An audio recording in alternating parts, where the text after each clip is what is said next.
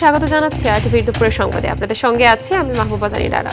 আন্তর্জাতিক আইন লঙ্ঘন করে ভারতের সীমান্তে কাঁটাতারের বেড়া নির্মাণের চেষ্টাকে বাধা দিয়েছে বাংলাদেশ, এমনটা জানিয়েছেন স্বরাষ্ট্র উপদেষ্টা লেফটেন্যান্ট জেনারেল অবসরপ্রাপ্ত মোহাম্মদ জাহাঙ্গীর আলম চৌধুরী।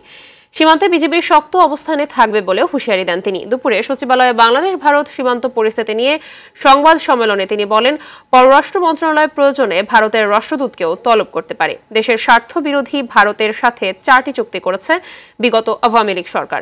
3 বিঘা করিডোর সহ 5টি স্থানে কাঁটাতারের বেড়ার কাজ বন্ধ করা হয়েছে বলেও জানান স্বরাষ্ট্র উপদেষ্টা।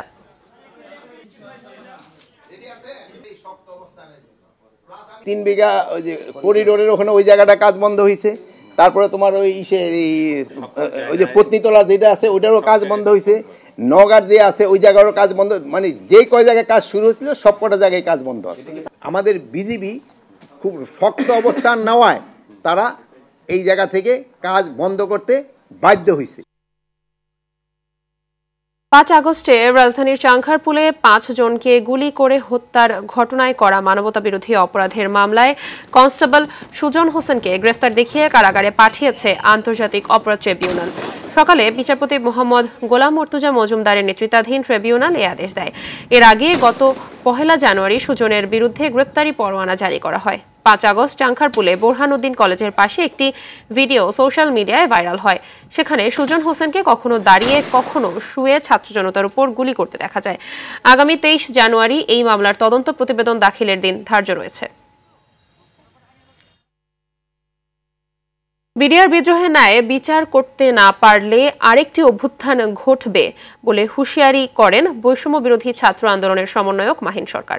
দুপুরে ঢাকা বিশ্ববিদ্যালয়ের রাজু ভাস্কর্যের সামনে চাকরিচ্যুত বিডিআর সদস্য ও কারাবন্দী বিডিআর পরিবারের সদস্যদের মানববন্ধনে কথা বলেন তিনি। মাহিন বলেন, জনগণের রক্তের বিনিময়ে এই সরকার ক্ষমতায় বসেছে। ন্যায় বিচার প্রতিষ্ঠায় ব্যর্থ হলে বৃহত্তর আন্দোলন গড়ে তোলা হবে।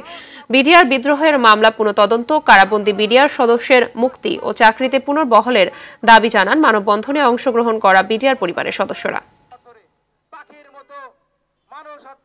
স্বরাষ্ট্র মন্ত্রণালয় কর্তৃক একটি কমিশন গঠন করা হয়েছে, যার কার্যপরিধির 2-এর ধারা যুক্ত করে বলা হয়েছে, যারা দোষী সাব্যস্ত হয়েছে তারা দোষী থাকবে।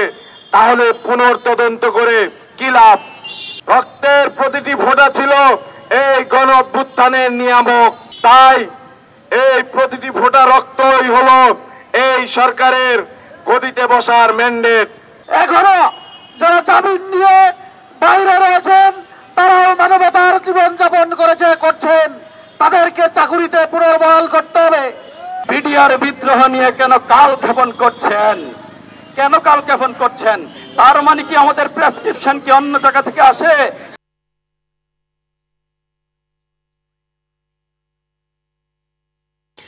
যুক্তরাজ্যের সিটি মিনিস্টার টিউলিপ সিদ্দিককে বরখাস্ত করতে প্রধানমন্ত্রী কিয়ার স্টারমারের প্রতি আহ্বান জানিয়েছেন দেশটির প্রধান বিরোধী দল কনজারভেটিভ পার্টির প্রধান কেমি ব্যাডেনচ। এক প্রতিবেদনে এই তথ্য জানিয়েছে ব্রিটিশ সংবাদ মাধ্যম বিবিসি। বাংলাদেশের পারমাণবিক বিদ্যুৎ কেন্দ্র থেকে প্রায় 400 কোটি মার্কিন ডলার আত্মসাতের অভিযোগে তার এবং তার পরিবারের 4 সদস্যের বিরুদ্ধে তদন্ত চলছে। এই অবস্থায় দুর্নীতির দায়ে মন্ত্রিত্ব ছাড়তেও ক্রমবর্ধমান চাপ রয়েছে টিউলিপের উপর। এর আগে আওয়ামী লীগ এমপিকে নিয়ে বিনামূল্যে ক্রিকেট বিশ্বকাপের ম্যাচ দেখারও অভিযোগ উঠেছে টিউলিপের বিরুদ্ধে।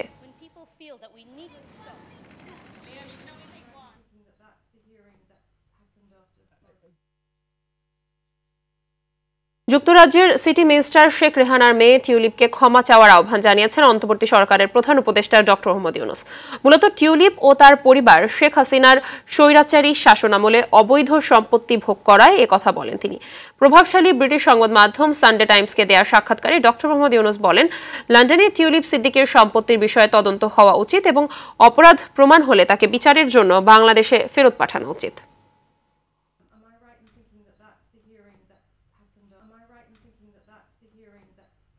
For our family, the value of public service and being a public servant is sort of ingrained in our society and generally in Parliament where we have failed. We have absolutely failed. Just a question. Gabriela is দর্শক, এই মুহূর্তে আন্তর্জাতিক অপরাধ tribunal থেকে সরাসরি যোগ দিচ্ছেন সহকর্মী অরণ্য গফুর। অরণ্য, মামলায় কনস্টেবল সুজন হোসেনকে কারাগারে পাঠানো সহ আদেশে কি কি আসলে বলা হয়েছে ট্রাইব্যুনালে জানাবেন।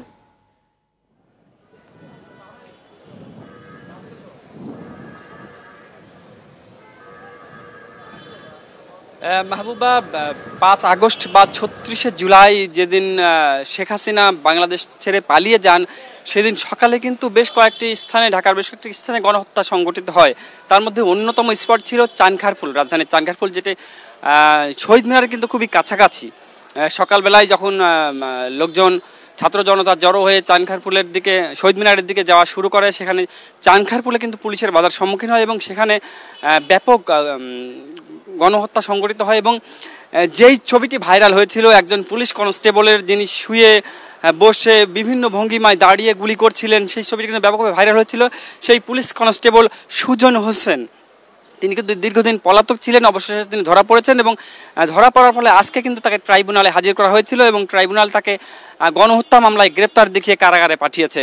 এর আগে 1 জানুয়ারি সুজন হোসেনকে গ্রেপ্তারের জন্য কিন্তু পরোয়ানা জারি করেছিল আন্তর্জাতিক অপরাধ ট্রাইব্যুনাল এবং 23শে জানুয়ারি এই মামলার, এই সুজন হোসেনের এই গণহত্যার মামলার কিন্তু তদন্ত প্রতিবেদন দাখিলের জন্য তারিখ নির্ধারণ করা হয়েছে।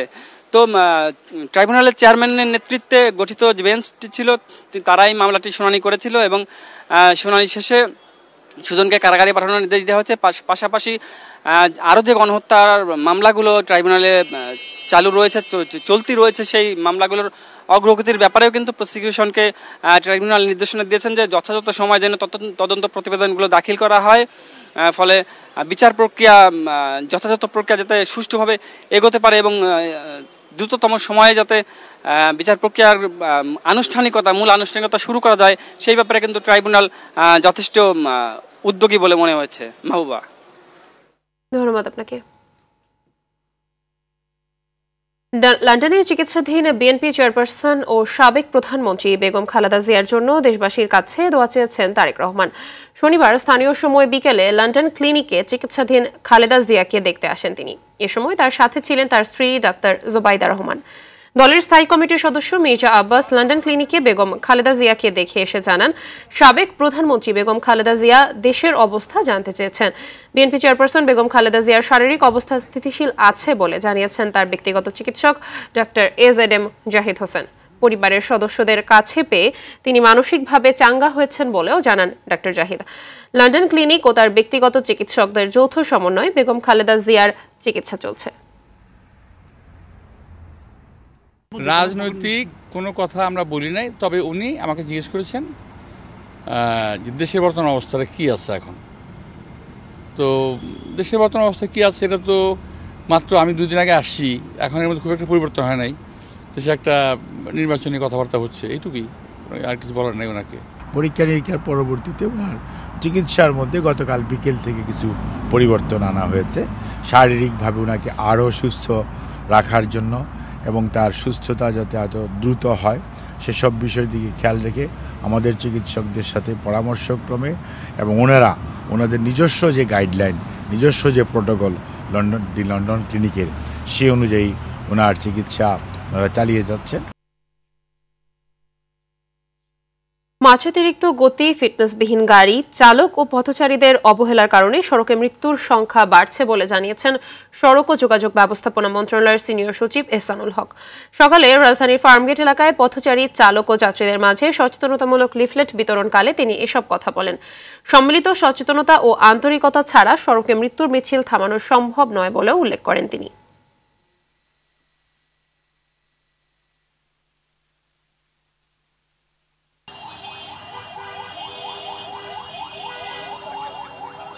নিয়ন্ত্রণে যদি স্পিডটা থাকে, আপনি গাড়িকে সহজেই নিয়ন্ত্রণ করতে পারেন।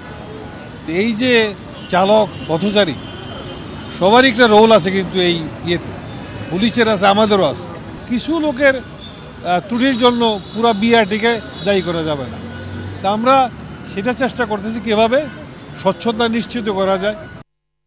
জাতীয় পরিচয়পত্র সেবা স্বরাষ্ট্র মন্ত্রণালয়ের অধীনে নেয়া সংবিধানের সাথে সাংঘর্ষিক বলে মনে করে নির্বাচন কমিশন। কমিশন সভা শেষে নির্বাচন কমিশনার আবুল ফজল মোহাম্মদ সানাউল্লাহ বলেন, জাতীয় পরিচয়পত্র সেবা নির্বাচন কমিশনের অধীনে ফিরিয়ে আনতে চিঠি দেয়া হবে। একসাথে জাতীয় ও স্থানীয় নির্বাচন করা সম্ভব নয় বলেও জানান তিনি। বলেন, একসাথে সব স্থানীয় সরকার নির্বাচন করার বাস্তবসম্মত নয়।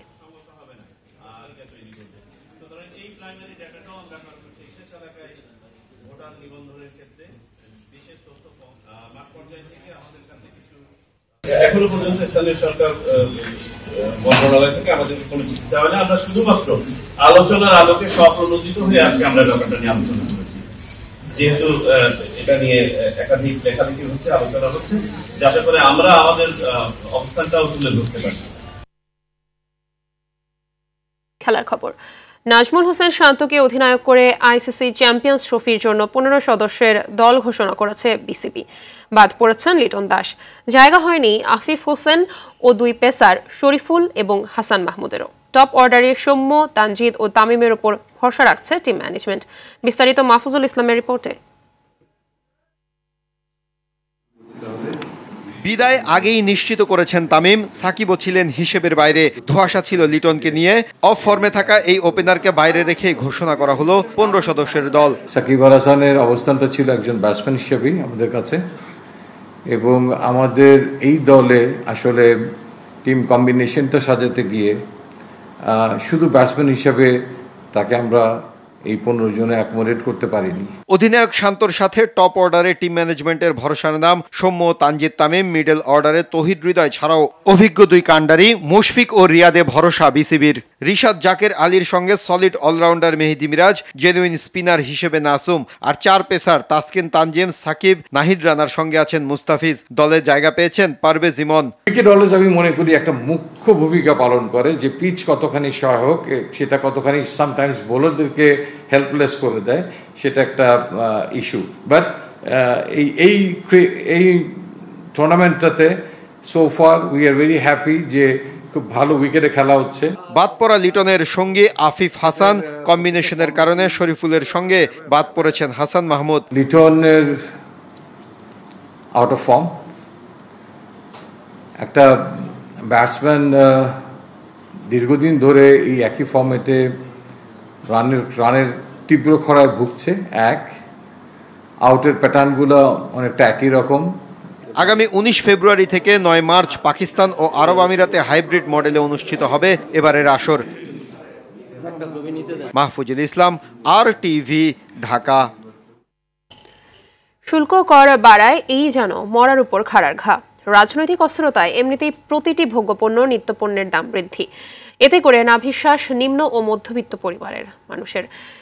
এর মধ্যে বর্তমান সরকারের শুল্ক কর বাড়ানো জনজীবন আরও দুর্বিষহ হয়ে উঠবে বলে মনে করছেন ভোক্তারা। ইতিমধ্যে শুল্ক বসানো পণ্যে দাম বৃদ্ধি পেয়েছে। কারওয়ান বাজারের ব্যবসায়ীরা বলছেন, আপেল, কমলা, মালটা হতে শুরু করে বিদেশ থেকে আনা সকল ফলের কার্টন প্রতি দাম বেড়েছে 200 থেকে 400 টাকা। কর বাড়ানোর এমন সিদ্ধান্তে জনজীবনে ব্যাপক প্রভাব পড়বে বলে মনে করছেন তারা। সবকিছুতে আসলে হচ্ছে কি, সাধারণ মানুষের কথাগুলো একটু চিন্তা করা দরকার। কারণ হয়তো বা উচ্চবিত্ত যারা, তারা হয়তো বা কিনে খাইতে পারবে, কিন্তু সাধারণ মানুষের ক্ষেত্রে একটু ক্ষতিটা হয়। তারা ওই যে সাধারণ পাবলিক আপনার 1 কেজি ফল এখন কিনা খাইতে অনেক কষ্ট হবে আর কি। এটা সাধারণ মানুষের জন্য অনেক ক্ষতি হয়েছে। সাধারণ মানুষ অনেক বিভাগে পড়ে গেছে আর কি। ট্যাক্স বাড়ানোর পর যে বিস্কিটের ট্যাক্স বাড়ায় দিল, এটা তো আমাদের সাধারণ জনগণের জন্য অনেক ক্ষতি।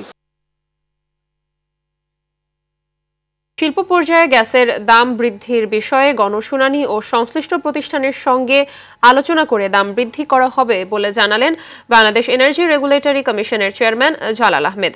বুয়েটে captive power generation for industries in Bangladesh বিষয়ে সেমিনারে একথা বলেন তিনি। চেয়ারম্যান আরও বলেন, ভোক্তা ও শিল্প খাতে গ্যাস ও বিদ্যুতের সংকট মেটাতে বাংলাদেশের নিজস্ব উৎপাদন ক্ষমতা বাড়াতে হবে। শুধু ভারত নয়, বিদ্যুৎ আমদানির ক্ষেত্রে নেপাল, ভুটান সহ আসিয়ানভুক্ত দেশের সঙ্গে আলোচনা করতে হবে।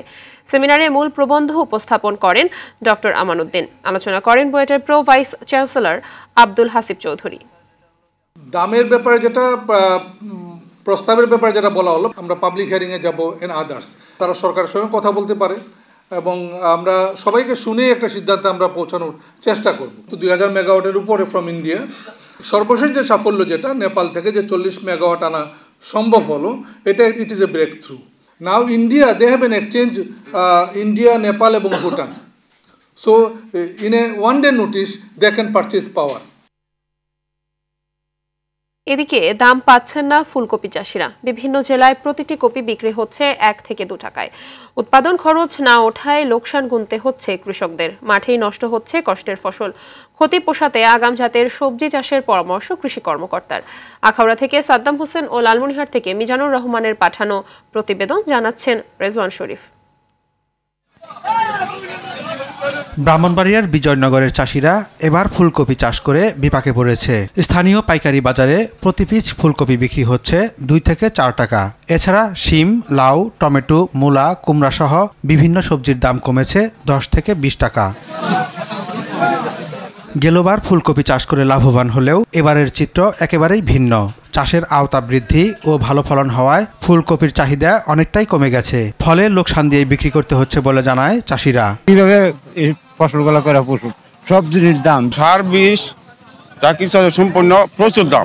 সবজির দাম খুব কম, কৃষক একবার দিশাহারা। অনেক সময় বাজার খারাপ হলে কিনা জমি বীজ চালায়। স্থানীয় কৃষি কর্মকর্তাও বললেন একই রকম কথা। শীতকালীন মৌসুমে অনেকেই এই সবজিগুলো আহরণ করার ফলে বা উৎপাদন করার ফলে ভোক্তাদের যে চাহিদা তা কমে গেছে, সেই জন্যই কিন্তু মূলত বাজারে আপনার এই দাম পড়ে গেছে। এদিকে লালমনিরহাটের ফুলকপি চাষিরাও এবার লাভের মুখ দেখতে পায়নি। এখানকার বাজারে প্রতি পিস কপি বিক্রি হচ্ছে 1 থেকে 2 টাকা। ফলে এবার উৎপাদন খরচের অর্ধেকও তুলতে পারছে না চাষিরা। ক্রেতা পাইকারদের আগ্রহ না থাকায় অনেকের কপি খেতেই নষ্ট হচ্ছে। 7 টাকা হাড়ি খরচ গেছে আর 2 টাকা হাড়ি উঠছে। 4 টাকা 3.5 টাকা, আমার কোনো খরচ টাকাই উঠতেছে না। ছোট ছোট ফেলে দিয়েছি, না নিলে কি করবো? সরকারের যদি এটা পদক্ষেপ নিত, বাইরে পাঠাইতো, মনে করেন দাম পাইতো, তাহলে কৃষি করে পুষাইতো। আগাম জাতের সবজি চাষের পরামর্শ দিলেন জেলা কৃষি কর্মকর্তা।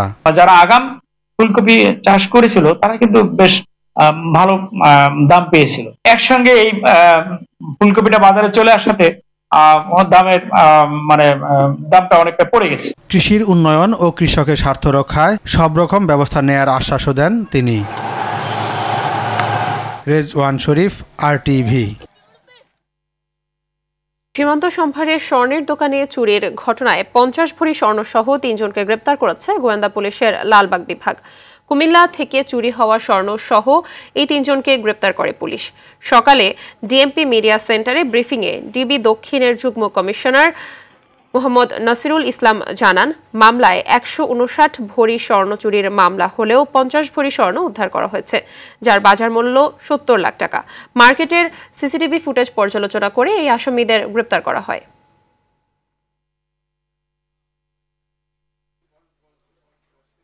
সীমান্ত সম্ভারের যে ঘটনাটি, এই ঘটনার সাথে প্রাথমিকভাবে আমাদের কাছে প্রতীয়মান হয়েছে 8 থেকে 9 জনের সম্পৃক্ততা আছে এবং তাদের স্বীকারোক্তি মূলে আমরা ম্যাক্সিমাম সবারই আমরা আইডেন্টিফাই করতে পেরেছি। তা আমরা আমাদের অভিযান অব্যাহত রাখবো। যে চক্রটি পেয়েছি এরা আসলে অভ্যাসগতভাবেই চুরির সাথে সম্পৃক্ততা আছে। যারা গ্রেপ্তার হয়েছে ইতোপূর্বে আমাদের কাছে পর্যন্ত যে ডেটাবেস, সেই ডেটাবেস থেকে আমরা যেটা পেয়েছি যে একজনের বিরুদ্ধে 13টি মামলা, আরেকজনের বিরুদ্ধে 9টি মামলা আছে। কুমিল্লা, ব্রাহ্মণবাড়িয়া ও চাঁদপুর জেলা নিয়ে গঠিত বৃহত্তর কুমিল্লা সমিতি ঢাকার বার্ষিক সাধারণ সভা ও নির্বাচন অনুষ্ঠিত হয়েছে। শনিবার রাতে রাজধানীর ডিপ্লোমা ইঞ্জিনিয়ার্স ইনস্টিটিউটে অনুষ্ঠানে সভাপতিত্ব করেন লায়ন মোস্তফা কামাল। পরিচালনা করেন সংগঠনের বিদায়ী সাধারণ সম্পাদক AKM ফারুক। আগামী 2 বছরের জন্য 99 সদস্য বিশিষ্ট কমিটি গঠন করা হয়। সর্বসম্মতিক্রমে পরিকল্পনা কমিশনের সদস্য সিনিয়র সচিব ডক্টর নিয়ামতুল্লাহ ভূঁইয়াকে সভাপতি ও অ্যাডভোকেট আব্বাস উদ্দিনকে সাধারণ সম্পাদক হিসেবে নির্বাচিত করা হয়। সভায় আরও উপস্থিত ছিলেন সাবেক সচিব ইঞ্জিনিয়ার আব্দুল মতিন খান, পুলিশের অ্যাডিশনাল ডিআইজি ফয়জুল করিম, চাকসুর সাবেক ভিপি অ্যাডভোকেট জসিমউদ্দিন সহ বৃহত্তর কুমিল্লা অঞ্চলের বিশিষ্টজনেরা।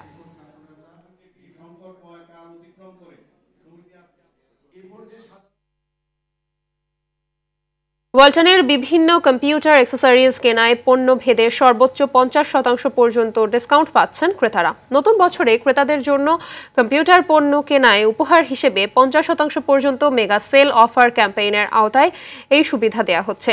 শনিবার রাজধানীতে ওয়ালটনের কর্পোরেট অফিসে আয়োজিত ডিক্লারেশন প্রোগ্রামে ক্রেতাদের জন্য এসব সুবিধা ঘোষণা করা হয়। এই ক্যাম্পেইন চলবে 11 জানুয়ারি থেকে 31 মার্চ পর্যন্ত। আয়োজিত অনুষ্ঠানে প্রধান অতিথি হিসেবে অনলাইনে যুক্ত ছিলেন ওয়ালটন ডিজিটেক ইন্ডাস্ট্রিজ লিমিটেডের চেয়ারম্যান SM রেজাউল আলম। অন্য কর্মকর্তারা এ সময় উপস্থিত ছিলেন।